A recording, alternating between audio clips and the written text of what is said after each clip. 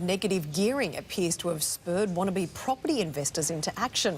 Auction clearance rates are up again in Sydney, and experts say that's likely to push up sale prices. And that's just what a group of neighbours is counting on, as Natalie Schenken found out.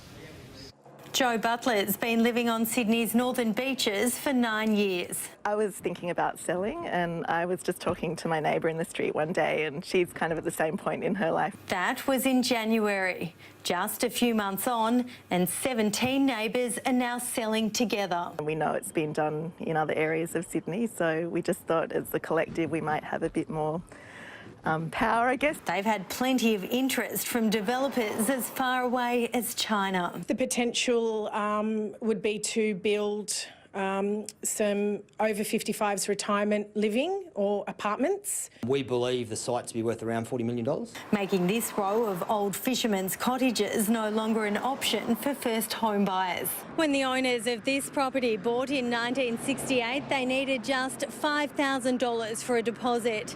Today, a typical first home buyer would have to save around $120,000 to enter the Sydney market.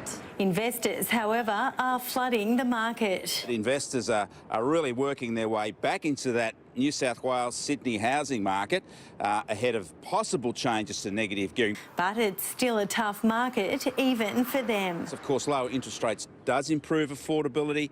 It's like a little wage increase for mortgage holders, but banks have been tightening lending this year. Ms Butler and her neighbours, they're onto a good thing. Natalie Schenken, 10 Eyewitness News.